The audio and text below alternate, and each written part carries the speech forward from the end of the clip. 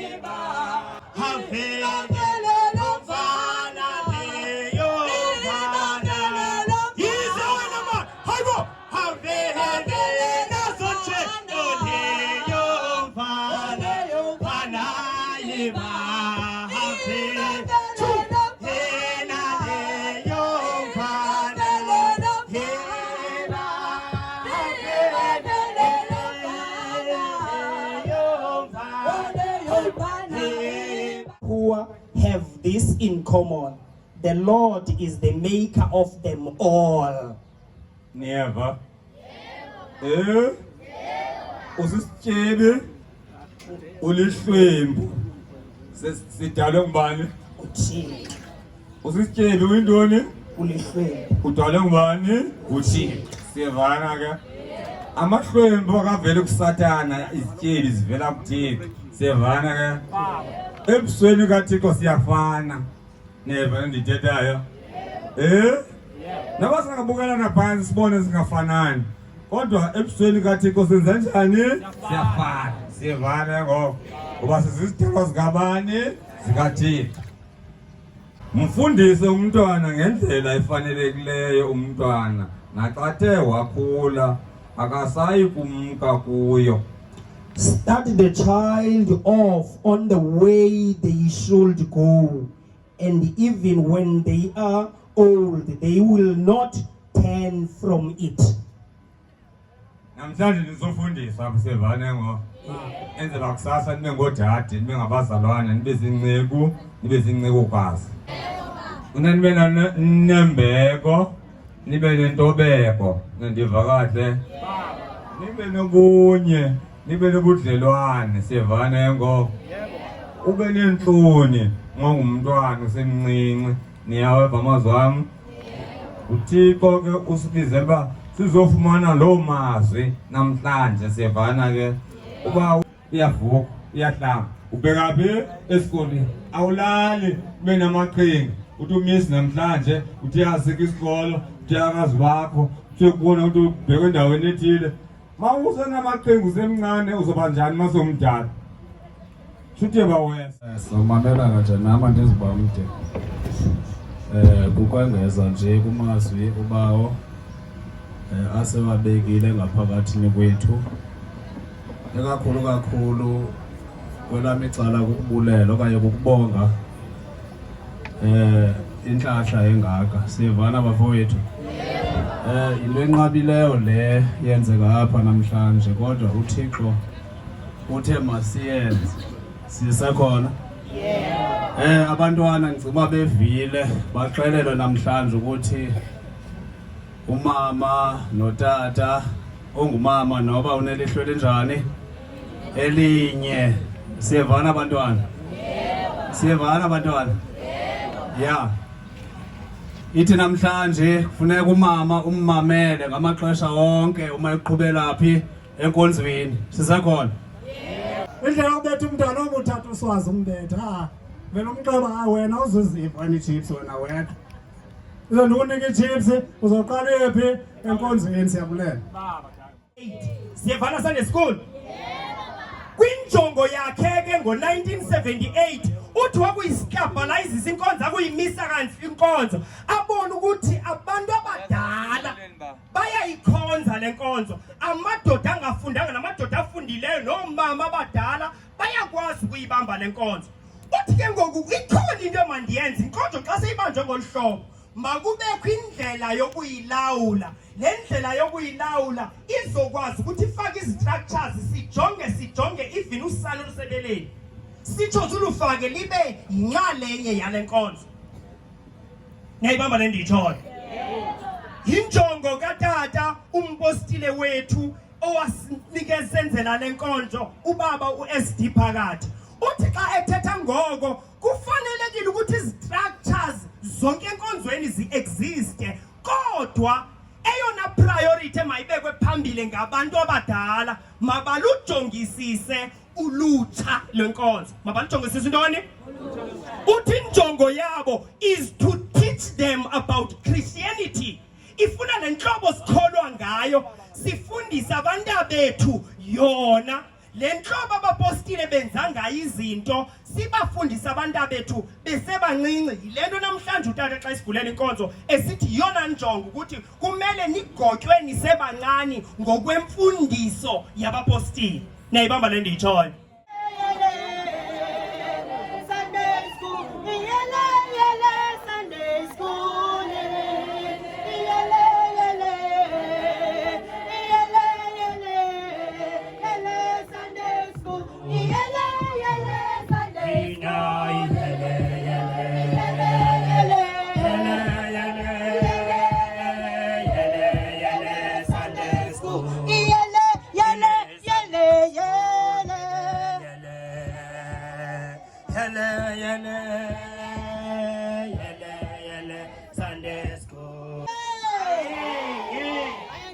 Sunday school and ndizawususa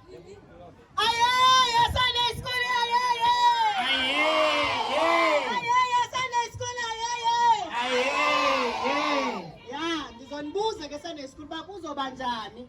Mina nizothi kuzoba mnandi Kuzoba mnandi, kuzoba mnandi. Kuzoba njani? Kuzoba mnandi. Yebo. Siyabonga. Danke bawo nambonga ithuba endilifumanayo ngosuku lanamhlanje. Usuku olukhulu. Endithi ke xa ndilibiza mna ndithi ngumnyhadala because andiliboni mana igama elikhulu enolidescribe ngayo olusuku. So ingase ngathi ngumnyhadala kodwa kuba seyilixelile usuku lanamhlanje. So mna ngokuzazisa ndingumama, umama udistrict, inyangakazi.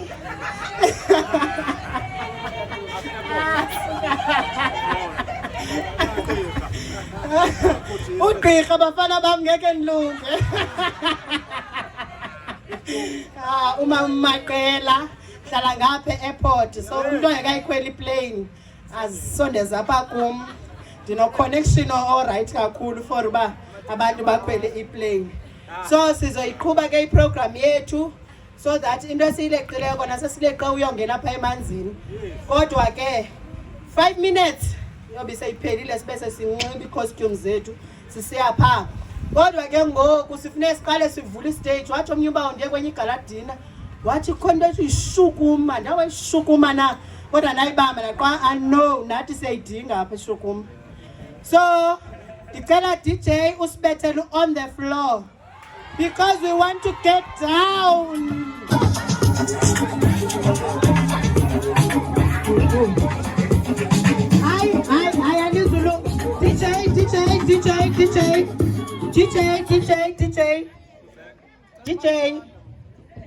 DJ. Diteni kuwe DJ. Yeza. Diteni kuwe DJ. Yeza. Diteni kuwe DJ. Aye, Sunday school aye. Besithe kuzoba njani? Kuzoba mnandi. Kuzoba mnandi. Kuzoba mnandi. We asuka. Ikwala kulonina man. All right. Apha manganga. Apha kuzoba manzi floor. Niyazibonela nani? All right. Sichilo sathi inkonzo yethu ingo Sunday school. So, i-entertainment nje sizoyifumana ngoku sizoyifumana ku Sunday school. Uteke ithi phaya esitikeni ithini? They are not just kids. They are future leaders and the light of the world. So they are future leaders abantwana bethu. That is why sizoba nomntwana wethu ngoku ozosenzela i-Bible verse. Gulelona Mabusela. Masimshayeleni izandla. Hayi DJ mzise DJ.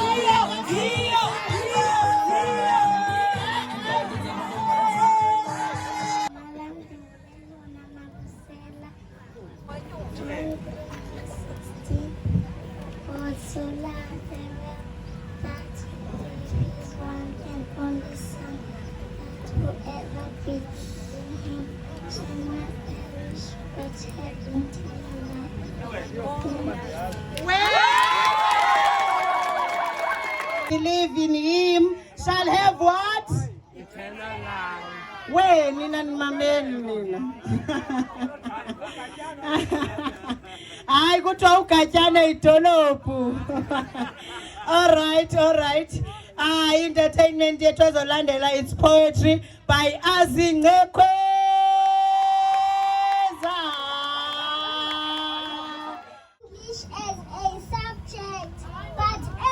Communicating language. We are people of different race. We are born together because of English. Through English we express our joy, our pain, our fears, and all selves. English binds us and unites us.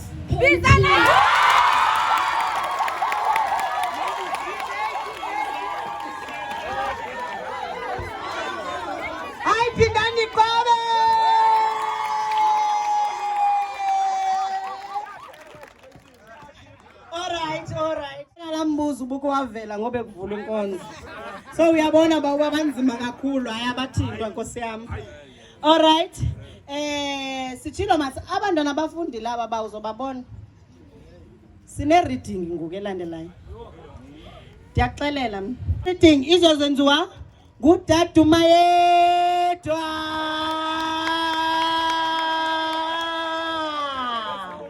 Umajola ke lo DJ. I'm going to give you a verse. We're going to get our verse from Ephesians chapter 6, verse 1, 2, and 3. Children, obey your parents as believers in the Lord.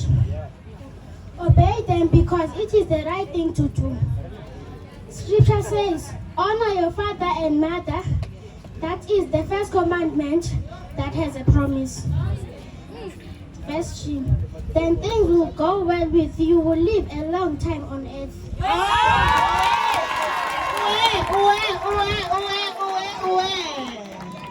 Hayi Sunday school shem. Apha sine future leaders nyani uyabona nje. All right. Ngoku kuzolandela music item by Ulikuwe Dumke.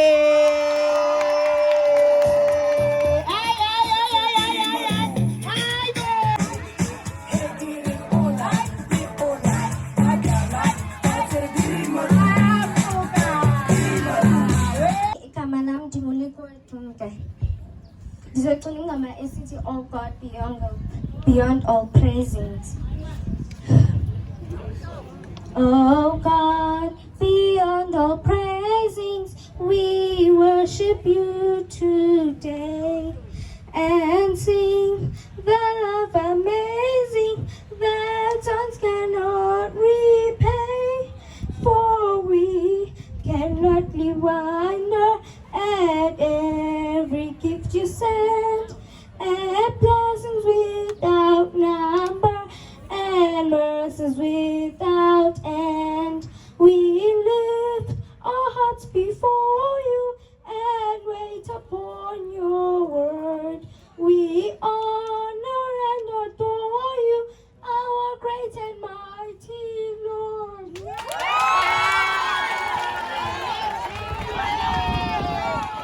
Mina ndithe ngeke nilunge futhi ngoba mna ndishada ne-celebrity elinguba uMaqela. Lo mntwana lo ndicinga umfunela i-collaboration. Hayibo uyacula umyeni wami nina yini manje? Hayi le ngathi le into ka-Sunday school le. So andifuni ke uyiba ibe ngathi nditheni manje. So i-collaboration nje yalandela.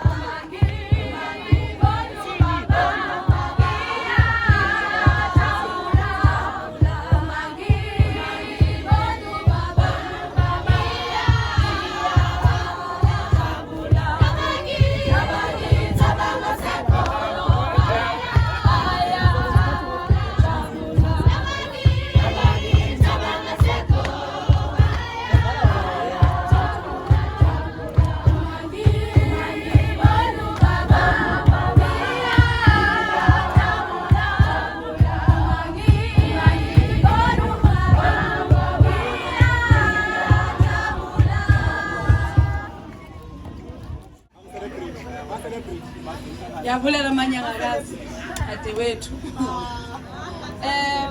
Ndicela nami ukubonga ithuba endilifumanayo bandithandaze nomphefumulo wami nabasekhaya bangasekhoyo.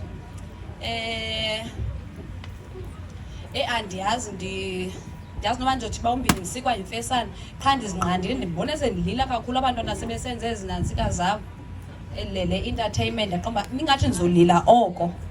Because ayibenza kakuhle beke wathi uba ubhaceni isiko omnye umnyadala ubunje wathi uba ubhaceni lokho nombuzo nje ubuzayo uba ufikile umntana wokuqala waperform uwesibini uzomnika ntoni lo mama ebefike nepresent.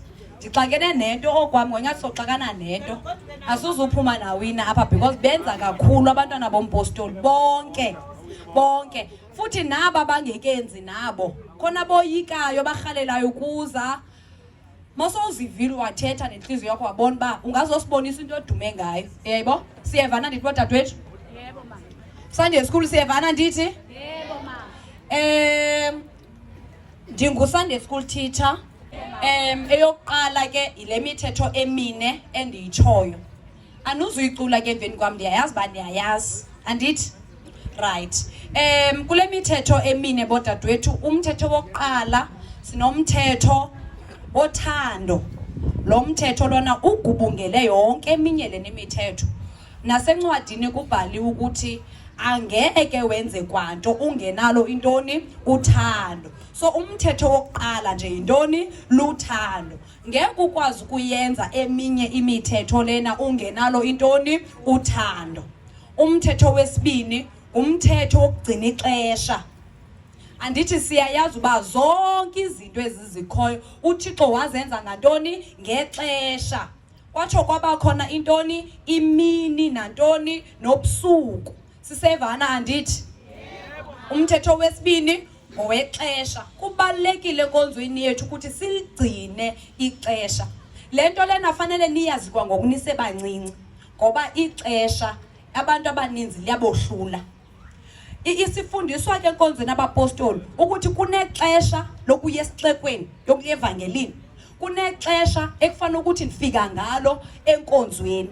Iyavakala ndithi inkonzo ivulwa ngabani ngo-10 kodwa mna andifiki enkonzweni ngabani ngo-10. Fanele mna ndisenkonzweni ngabani ixesha ngo-9:30 okanye ngabani ngo-9. Iyavakala. Umthetho wesibini ke lo owexesha. Nathi sizobizwa ngokubizwa ngexesha. Iyavakala. Alright. Sidlule siye kumthetho owesithathu. Umthetho wesithathu ngulo wokuthini wokushumayela ivangeli. Andazi uba ndiyawuthanda nalo mthetho kodwa ndiyathanda ukuthi yeyona nto esihlanganisileyo apha. Ngoba besingazana, sazana ngenxa yentoni yevangeli yabapostoli. Masimbulele uThixo ngaloo nto leyo. Siyazana namhlanje kumandi kunje ngenxa yantoni yevangeli. uYesu Kristu mayiqala ukushumayela ivangeli, ulishumayela eneminyaka ebingaphi kanene? Ushumayela uYesu Kristu ivangeli eneminyaka 12. Siyavana ndithi? Abanye bethu apha badlula kudala ku-12 years, abanye abakafiki ku-12 years. Ungathi hayi mna ndisemncinci andinokwazi ukushumayela ivangeli ngoba ndisemncinci. uYesu Kristu waqala ukushumayela ivangeli eneminyaka 12. Siwuvila ndithi lo mthetho? Umthetho owesine ngulona umthetho wokukhokha okweshumi. Kuthiwa kumthetho weshumi u-10% wemali oyifumanayo. Tenzela ukuthi lento lena abantwana bayazi nabo ukuthi isishumi siyakhokha. Nani bantwana niyayiphiwa imali yokukhera ndithi ukungayityi amalophisi la mali yonke. Uba une 1 rand, isishumi sakho ku1 rand yimalini? Yi10 cents. Uba uphiwe i10 rand, isishumi sakho phana yimalini? Yi1 rand. Ubani oqhathekayo nguThixo okanye nguwe wena ukhuphayo? uThixo ngoba yena ufumene kangakanani kancane. Kodwa uthi umthetho asandisi asithini asinciphisi. Ngumthetho wantoni lo oweshumi. Iyavakala? Yebo. Siyasikhokha okweshumi noba ongumntwana noba into as long as kunemali othini oyifumanayo. Andithi siveni? Uthatha imvlophu ufake phana la 10% wakho uthini bese uyathandaza. Ndidlule ngicima ndiyigqibile yona imithetho lena. Sinenceku bodadewethu noba ophana ngasemva, inceku zenkonzo yabapostoli. Inceku yokuqala ngumzalwane nodade. Iyavakala? Inceku yokuqala ngumzalwane nodade. Mandithetha ngazo ke izinceku ezi ndizothetha ngale nceku usogqiba ndikuxelela ukuthi le nceku yokuqala engumzalwane nodade yena umzalwane ufaka utayi onjani. Ifuna uba ke ngokuna uzumamele kakuhle. Siyevana? Yebo. Okay, umzalwane ufaka utayi onjani yena omdaka. Ufaka utayi obrown. Niyababona ndithi abazalwane.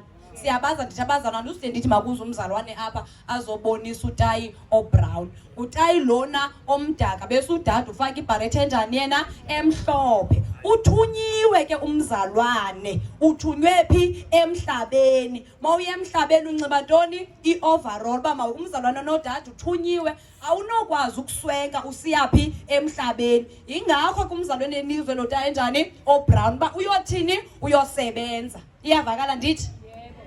Anduzubane ndingena kuzo kakhulu zonke izonibhida. Then sibe nenceku apha eyesibini engubaba nomama uMshumayeli. Yena ufaka utayi otyheli okanye utayi onjani oyelo. Mandiyeke lento yesiXhosa yabatyheli ngoba ndizothi ndifika kwezinye ndizobe sendixakekile.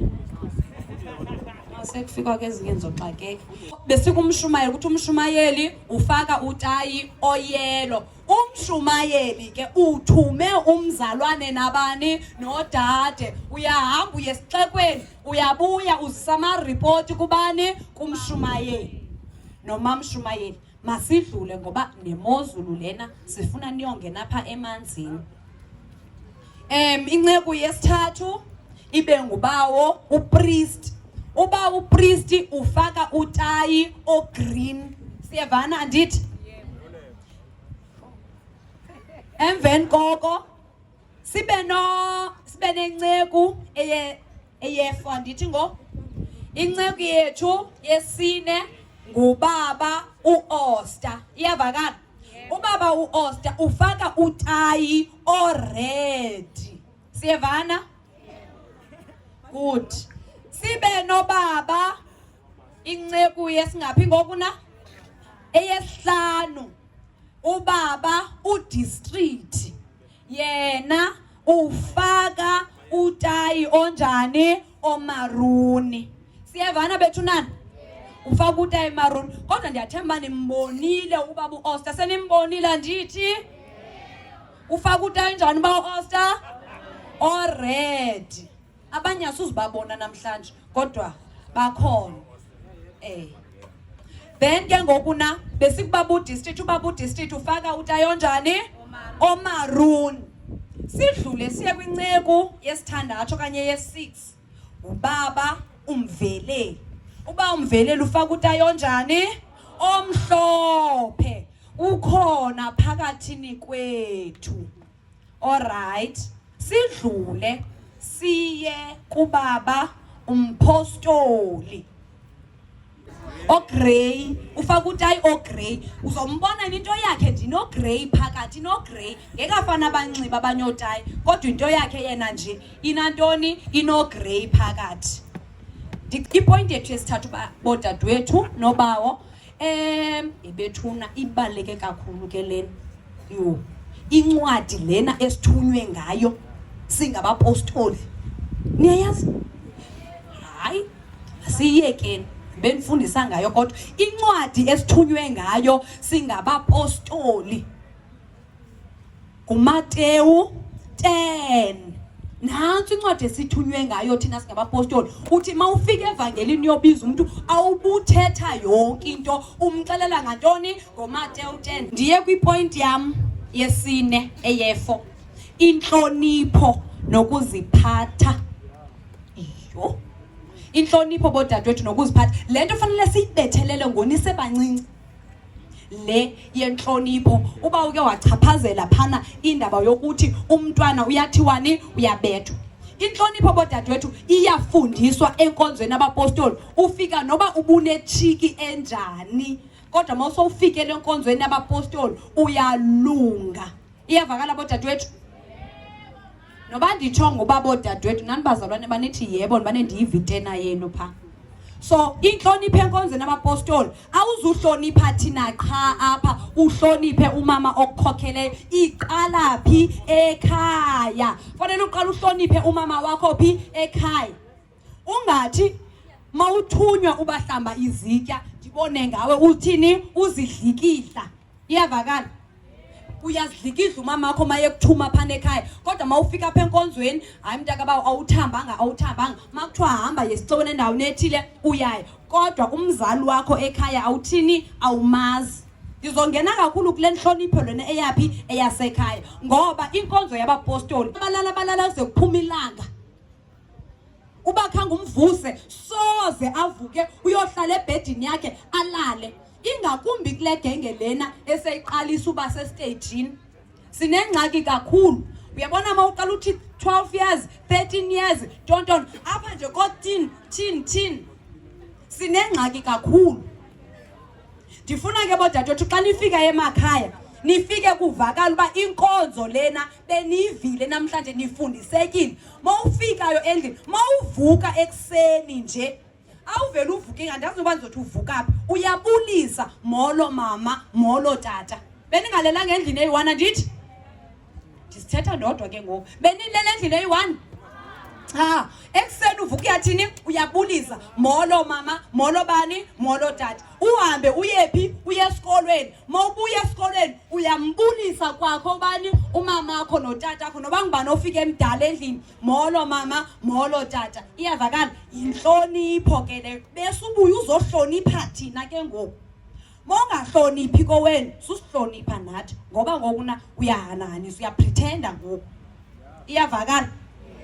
Inkonzo abapostoli bethu nana masiyifundeni lento uba lento endiyenza apha enkonzweni manke ndihambe lento ndiyoyifunda phi, ndiyoyenza naphi nasekhaya. Ziyahlanjwa izitya bodadewethu. Izitya azilali tu zimdaka. Azilali tu zimdaka. Bayandazi abasendlini andonqina umvusa ngo-12. Njeba sihamba kangaka sibuya nangoba namaxesha. Utye ndafika mna endlini kukhona izitya ezisesinkini. Yona baligeza ndivusa umuntu ebhedini endayithengayo ngemali yam. Uyavuka ayohlamba intoni? Izitya. Well ke if awuthandi ungasumane uyapho ufuna yakhona. Umthetho wam lo alali mina izitya zimdaka. Bayayazi umuntu mayiphekile mangabi ngathi makuphekiwe bekupheka igeza kugcwele kwanto itumato ngapha intoni ngapha. No, ubuke wayenza loo nto leyo awuphumli, uyakoroba, kulala kuclean. Yinto ke lena mema siyayithini? Siyayenza emakhaya. Umama wakho uyamklinela mawungade kucaba uzobizwa kodwa hayi ade akucenge uba ndicela ndenzele into ethi kanti niyozithandisa ngantoni. Iyavakala? Ithi ke imfundo yam masibahlonipheni abazali phi emakhaya, sibuye sizohlonipha phi enkonzweni phi yabapostoli. Iyavakala? Indlela yokuziphatha yebethuna ndike ndathi sinengxaki apha kwi-teens. Sinengxaki kakhulu apha kwi-teens. Awuhambi kowenu ubuye ngexesha lokuthanda kwakho. Awuhambi endlini ungayalezanga uba uyaphi. Mandingakube ndikubuzani uba uphi ngoku. Nguwe oma undixelela uba mama ndizodlula etshomini yam engusibani, ndizobuya ngexesha elingubani. Ndivume uba ndiyavuma, awundinyanzelisi. Uyacela ndithi? Yimani bethunana, ndithetha nabantwana. Ndithetha nabantwana. Awuhambi. Aba babutha even akule genge khona ababuthayo. Kule genge ihambe le genge iyobuya ebusuku. Akaziwa umntana buyephi. Kuyabiwa phandle bethuna nabantwana bayathini? Bayabiwa. Ningayithatha kancinci lento lena nditsho nani ninani badala uba awuyalezanga. Kudala siziboni iipost bethuna nabantu bexhwiliwe bafakwe ezisuitcase-ini, abanye bakabonakala namhlanje. Nize niyithathe kancinci lento, uyayaleza mawuphuma kowenu ba ndiya endaweni ethile. Sanufuna ndingene kwenye indawo, sanufuna ndinyuke, uyayaleza. Uyabona lento okuthiwa enkonzweni abapostoli uyaripota. Immediately mndinikeza ireport elirongo uthi uya eGcuwa kodwa wena uyazazi ba uya eDurban. Mna ngithandazela indlela yaba mawukhuseleke endleleni eyaphi eyeGcuwa. Andijonganga umnumzila oyaphi ngokuna oya ngapha ngaseDurban. Do not mislead us. Ibaluleke kakhulu lena into. Nasemakhaya ke bethuna mawazi uba ubuthe uzoyaphi ngexesha elingubani. Hleli ke mna ke ngokomo andithandi umuntu obuthayo. Umuntu obuthayo andim-understand noba usuku uyofuna ntoni nje kweminye imizi ushiya umsebenzi ongaka. Mawubhorekile ungasonga iwardrobe, ungasusa ezanto ziphezu kolunithi zinothuli, ukline uhleli kowenu. Yebethunana mna ndikhulele ezilalini. Apho uthi uyobutha ubuye nezinto zakulamzi. Ubuye uphathiswe izinto zakulamzi. Umakhulu amanye ngayifuni tu umama ubulawa ayifuni tu into edibene nokubutha. Andifuna udlalisa andimfuna umuntu obuthayo. uhamba uya kulamzi, ufike kulamzi unikezwe izinto zalapha, so uyafika phezulu usixakile ngezinto ozithathe kweminye intoni imizi. Akudlalwa bethunana nako uthi uyafunda ayingeni kwale math ngenxa yezinto ongabe wayozifuna kulamzi. Masingayithathi kancinci lento lena. Into namhlanje it's very serious. It's very very serious. Andiyazi ba intoni enikhangela emizini yabantu. Udla ngokuthi ba noba kutshiswa amaphepha abazalwana nguwe uyoleqa qala abazalwane ngoku na kuzongena isizini ngoku umzalwane nje ovaye ngaka uze siyombona kwiveki ezayo andimazi buyephi ukhangela kwamzona omgidi apha yebethuna Sunday school thinzi utywala abufuneke enkonzweni abapostoli. Sonohambe nifuna ukufunda izinto ezenziwa zitshomi zenu, peer pressure, hlukana enkonzweni abapostoli. Akho kwanto kuthiwa yinansi ke generation yama 2000 go, asinayo no nonsense leyo. And we will not understand ama 2000. No, ayikho generation ekuthiwa ngoku sikwi era yama 2000 go fanele so understand. There's no such enkonzweni abapostoli. Iyavakala? Funeka ngoku na si understand ngoku na nezinto zenkonzo sizenze sizithi nje sibane sibe nemithetho esisusa ingaba sithi si understand iira ngumoya lowo. Asinayo into enjani enkonzweni abapostoli. Sinomntwana wantoni wompostoli. Asuzibe sithi hayi lena yi generation yantoni lena yama 2000. No. Emkhathini ama 2000. Not here enkonzweni yantoni yabapostoli. Ndikwindlela yokuziphatha bethunana abanje masisiya kwisizini yeChristmas yemigidi ufika befake amanzi wena uthi ufake amanzi kwintoni kwibhotile yantoni yesavana uyalinganisa. Ndikubethela nokuvuthulula emake ndakubona wenzela andikhatha nobina amanzi nobina ntoni uyenzela ntoni kwalento uba mawugalele amanzi kwintoni kwinto yesavana uhlola ntoni ngalento le.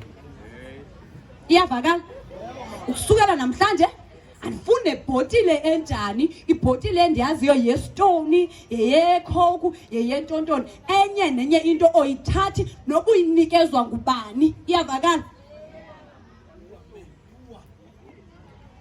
Mandidlule kule point ndingekalwi ngoba ingathi ngoku ndandizolwa. Ningathi ndizolwa. Nyani iyangicaphukisa lento yethinzi funeke si understand sithini. No, we will not understand. Utshilo uba wathi umntwana uyabethwa, uyambetha umntana wakho. Uyambetha umntwana. Ebethunana akuthuma uqeqesho kuthiwe awufunwa. Khangela abantu beqeqeshiweyo ebebebethwa uba bazintoni namhlanje ujonge wena ungabethwayo. Mayesethi umzali wakho andikuncamile. Akumandanga. Athi hayi myeke noba ngenzani nje. Noba ngathini hayi andizumbetha. Yilumkele into yoba uthiwe utheni wena uncane vuya mawuthiwani xa ubethwayo. Yebethunana make sihlukaneni neminye imikhwa esiyifunda kwi-social media. Imikhwa esidibana nayo kwi-social media ongazange uyinikwe kowenu loo nto leyo uhamba uyifunda phezu esithubeni. Yabona nje mandingulotishela ndinguye bambalwa bazopasa kule class kodwa once kukhona ezatitshala zasestratweni zipaselwa ngo100%. Ezatitshala zasestratweni zilumkele ititshala zaphi ezasestratweni. Kube khona utitsha omkhulu ongusathane which is i-cellphone. Yo ndiyayicaphukela i-cellphone. Yabona yona ifoni ndiyayicaphukela. Honestly speaking ifoni yona ndiyayicaphukela ngoba uphinde uthi noba soyithathile le phone yakhe kuphinde uthi une homework une investigation une ntontolo namza ndiyadineka uba kuloko kungena ezi messages apha efonini yam. Uqonda mama ukumthengela bethuna naxa sinithengela ifoni asinithengela uba yenzani yonke khangelani into eningazaziyo enini efonini.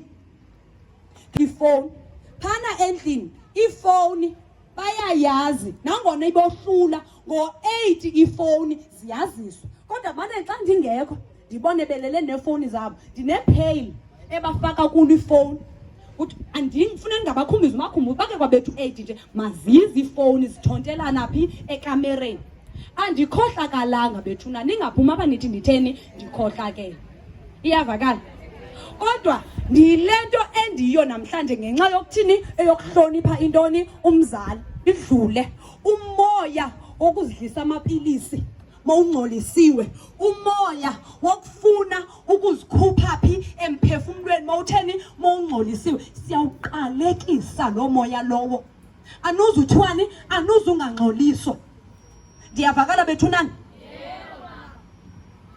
masuyekeni bantu bam lo moya lo sibekelwe ixesha lizofika kuthiwa ibekiwe izembe emntwaneni omncinci nakotheni nomdala sufuna ukuzithini ukuzishumulela intoni ezintsuku ngenye imini uzongathini uyongabhubhi nje ufuna ukuzithathela intoni umphefumulo wakho uphile uyingcwele ehathi uThixo ngifuna ukumpanisha iyavakala ipilisi yetanki yeyoklina intoni itanki ayo yokuthiwani ayo yokudliwa ayo yokuselwa iyavakala endleleni kuhamba ntoni imoto nabantu abathini abacrossayo ayondlela yokuthi mona mawuhambe uyothini uyoziphosa kuyo iyavakala ndicela ke ukudlula ndicimba kona sendibuzigqiba ezi points zami mamelani ke masifundiswa enkonzweni abapostoli asifundiselwa nindivile xa ndithethayo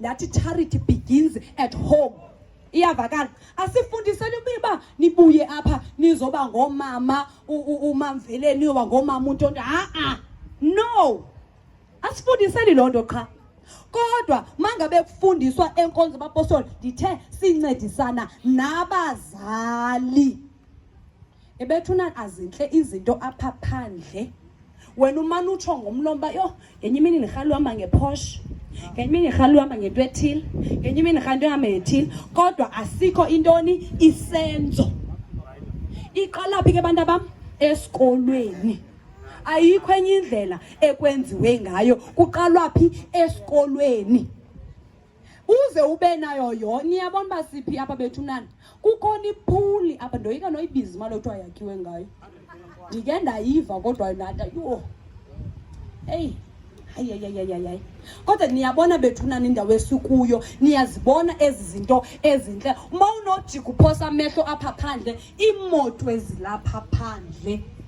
akho didi lwamoto lingekhoyo apha kodwa zonke ezi zinto zilapha uzithola ngenxa yokuthini okuthobeka ndiyayiphinda lento bethunani ungahloniphanga umzali ngewube yonto phi ngewube yonto emhlabeni masizifuna zonke ke bethunana ezi zinto sizibonayo ezinhle apha kha ukuthobeke xa kuthiwa hayi ungathi wena ewe kha ukujonga bethi bona befundiswa bathi bona hayi mina ngizokwenza le ndlela ufuna ukwenza ngayo ubajonga baphi namhlanje andithi basiphi kodwa silapha ubajonge ababona xa bethunywayo umuntu enqandwa kowabo ubajonge baphi namhlanje so zonke izinto ke bethunana asifundise banje cha sibe nembeko enkonzweni abapostoli kodwa sifundisela ukuthi sibuye siyoncedisana nabazali bethu ekhaya wayidla ngokuthi uba umveleni uyayibona la ndawo leyana phana kowena ivuzayo pha kuronta siyayibona ndithi andithe endaweni esuka kuzo khona ronta phana abanenantsike ezivuzayo xa kunethayo fanele sibeke amaphele sibeke ithemba sibeke intoni nguwe ozoyithini ozoyilungisa la nto leyana akho zinka ndithi kowena nguwe ozothini ozokwenza kowena kube khona intoni izinki okanye kube khona intoni ithile akho miracle ekwenziwa ngayo bethunani ukuhlala emithethweni emine mongudade uhloniphe intoni umzali wakho uhloniphe intoni umkhokheli ugqibile ndicinga uba nam ke ndigqibile bendicimba emveni kwale nantsika ke nginombuzo nje ebantwini abambalwa in future nje wena ufundela uba intoni ufundela uba intoni uDadumeki ufundela ukuba ngugqirha uze ke mntanam ube ngugqirha kufuneke yonke le nto ibithethwa apha uzithathele uzifakele phi epokothweni ibe yintoni ibe ngumphako wakho. Udadewethu ngubani? Mteng. Udadewethu ufundela uba yintoni? Uba ngugqirha. Hayi asuzunyangwa ake ndinika umzalwane oyi-1 umzalwane uba Olunje. Mathis. okay ufundela uba yintoni? Baligqwetha.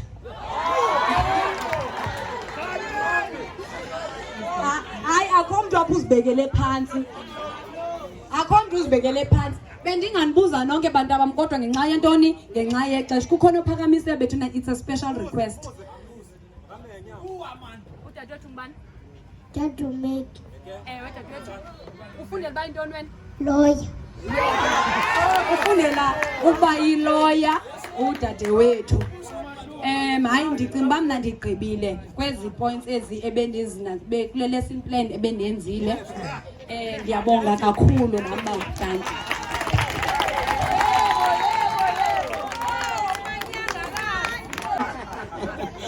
Sibonge kakhulu kumama umanyangakazi umama uDumke ngamazwi amangaka.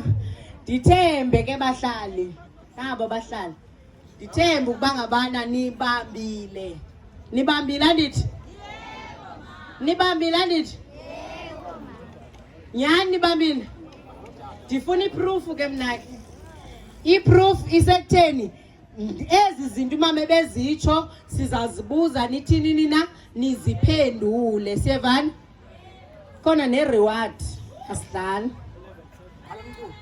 So elekuphendula uyamunca elekuphendula uyamungunya. Andiyazi kwa ile nto mna. uThixo Baba ngale mini namhlanje enkulu kangaka andipha lona ngosuku olukhulu luka Sunday School okulusuku Baba namhlanje asithandileyo asenzele lona ukuze namhlanje sizoba kule ndawo sikhonze egameni lenkonzo ka Sunday School ekuyinkonzo obawo asikhombe yona ku Day of Events. Nami ke ngicela ukuthatha lo mzuzu ndingawenzi abe made. Ngiqala ngokubonga ubaba uphakathini kwethu. Ngibonge izingubo ezimhlophe eziphakathini namhlanje ezilwenze olusuku lwaba impumelelo. Ngaphandle kokukho babo lolu suku belingebe nempumelelo kanye belusuku olukhulu phakathini kwethu. Benzwekela lihle lusuku namhlanje ngokukho babo nangokuvuma kwabo ngothando lwabo namhlanje abasithande ngalo. Mhlawumbe mina ngabe ngingapha esihlokweni ezantsi konkalana kobhuwa kodwa namhlanje uNkulunkulu undibizele kule ndawo enhle namhlanje siyibonayo enayo nedekho ukuze sokhoza namhlanje. Ndiyabonga ke namhlanje siyabonga ngoba basibonga lothando. Ndibonga umfowethu dadewethu namhlanje uqale bayibhayilizwi laba bungumhlophe emesolisuku namhlanje walungiselela ukuze olusuku lube ngumcimbi omhle kangaka. Ndiyabonga ndithi ndibonga laba futhi besigungu ndibonga futhi bekhethiwe ngubaba benza abayi-catering team ukuba lo msebenzi ulungiselelwe kuze kufike ndawo sesifike namhlanje nabo kubo namhlanje ndithi namhlanje uNkulunkulu Thixo bombele phakathini kwethu namhlanje bayabulelwa. Ndibonge izinceku nezincekukazi ezithe namhlanje masesivile usuku namhlanje ukuba belimisile ezathi ukuphathelela za esixekweni. Sibonile masifika namhlanje singena apha bengena iteksi singena iveni zirevesa zisabantwana kudika khona isidingo uba kuyolanda ezinye izitulo nenamba besiyiqikelele exceeda ngenxa yothando lobaba izinceku nezincekukazi ethe zakwazi ukuba umsebenzi wenze uba kuqokelele bekho numbers ibe ngumcimbi omhle kanje nazo namhlanje enkonzweni uba namhlanje kuyabulela phakathini kwabo. Uthe umuntu ebulela ezweni uthi abantu abafanele ukubulela bazobulela phezulu. Kodwa namhlanje sibonga inyweba esenzelwa ngubaba ukuthi abantu mababulelwe namhlanje ngoko bakwenzileyo ukuzofika kulolu suku. Sibonga abafowethu namhlanje bathe bahlanganisa benza le ndawo esikwini namhlanje kube kuhle kubinji nekhona idekho kube khona zonke namhlanje sike sayibona nenqulondaka ndiza abaphatheleni kwethu ithatha ama-record ekuthiwa yi-drone abanye bebeyibingelela beyibulisa bethi seyinawo umposti kuyafika sevana ngoku ngamalungiselelo enziweyo ango ngabafowethu odadewethu uba mayibe ntle le nkonzo benje. Sibulele kwi-attendance eniyenzileyo ngokuzincama nani bonomngqushwana nibe khona kwolu suku luka-Sunday School omncinci nomdala nani namhlanje nithole ezimfundiso ezivela kubaba ekuyinceba uNkulunkulu namhlanje asenzele yona ngenkonzo ka-Sunday School. Sikhona ndithi ngoku ndibonge naye uba nabani othe waqala namhlanje kusukela uba uNkulunkulu elimisile olusuku kulungiselelwa wasifaka isandla epokothini yakhe, ngoba ezinto ezi thina sinazo enkonzweni umpostile sisebenza ngoThixo ulizwi. Yaye le nkonzo kuthiwa ichazwa kuthiwa yi-non-profit organization. Ithi loo nto leyo le nkonzo ayenzi i-profit sivana ngoku, kodwa iphila ngenceba zononsizana kwinto zi-donations. Sibonga abantu abathe banikela badonate bale nkonzo ibe impumelelo. Banikele ngento ezibona ngedekho, banikela ngezitulo, abanye banikela ngemali. Kukhona abathe banikela ngamandla abo ukuclean swimming pool, ukuvuthela into ezime phakathi zothatha abantwana, benikela ngento abanazo. Abo bantu uNkulunkulu namhlanje uthi masibabulele singafana kwenye indawo bazobulela ezulwini sivana ngoku. Ngoba ngemini uNkulunkulu asifundisa ngayo uthi ngemini inkosi uJesu Kristu yena uma ngabe engene eJerusalem bahambi benza kusemthandweni baxhuzule amasebe babeka endleleni, abanye bendlala ingubo zabo kuba inkosi ayiseyingenile. Sithi ke abantu bathe baqala banikela benza kwabakuhle kanje kusuka kuma transport kwinto zonke ezikhona namhlanje, ngale mini namhlanje bayabulela. Kodwa umbulelo omkhulu ongasenzisa ongena kuzenzisa namhlanje sizocela ukuphosa sikuthathe sithi sibonge ubaba namhlanje uthando lwakhe oluhle kanje. Uthe uma ngabe lusuku elikhomba la ngabonakala bani ngalihloli benje, kodwa ngenxa ukuthi amandla phakathi kwakhe abone enzulwini yolwandle walibonela usuku kungaba kuhle benje sivana ngoku. Lento ndifuna ukuyibonga ngoba belokwethi phakathi kwethu siyobeka i-stretch tent sivana ngoku, sibe thina sinaso i-stretch tent but singenayo i-idea uba singasibeka kanjani singenazo into, kodwa ikuyobeka i-stretch tent kube kuhle benje sibe khona zonke lezi zinto. Siyambonga uba uSibu njalo namhlanje, ngeke singakwazi ukumbonga. Ndibonga Mphizi, ndibonga nabani nawuthe waqala waza namhlanje wayenza le nkonzo yaba noni ngamkhankanyanga ngegama kwezigaba endizibalele namhlanje. Ndifuna into ephuma ngegethi iphuma ku-swimming pool ehla ku-jumping castle azazi bawutheni ngoku ngosuku namhlanje uNkulunkulu umnothile wathi uyambulela ngothando athe waqala walibonakala ekubeni bale nkonzo ibe impumelelo. Ndiyabonga bawathanda.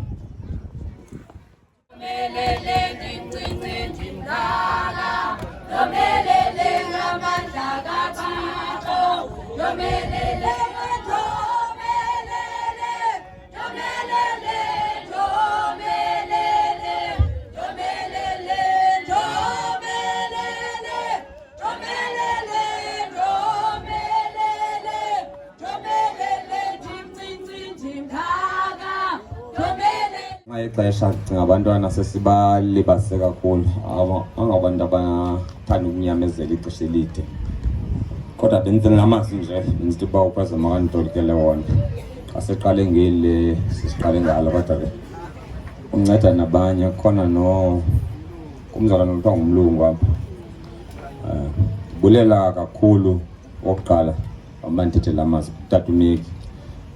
Andazi nokubona kwento ezibonwa kuzo okanye uvile wabuza uba ndizobe ndikhona apha namhlanje, uyarhalela uzofika. Ndathi hayi tata ndizobe ndikhona, ndingavuya futhi ubungakhona uza nabantwana bakhe nabanye oodade abangakhokhelwa ndima apha enyameni.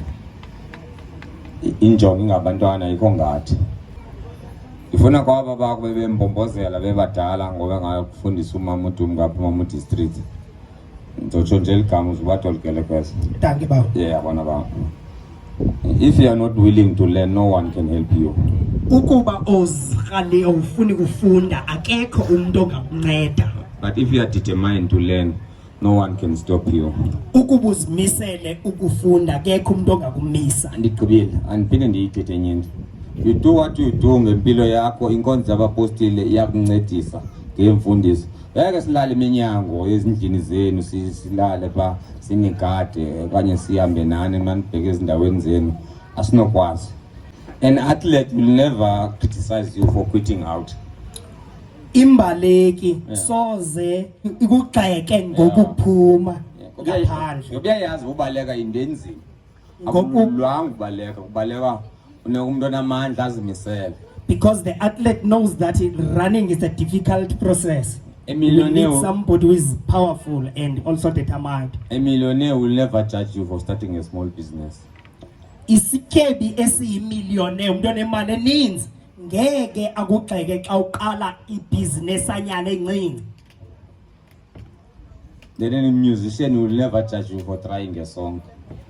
umuntu ongumculi nodumile nowaziwayo ngeke akugxeke xa uqalisa ukucula noba liculwanyana nje elincane.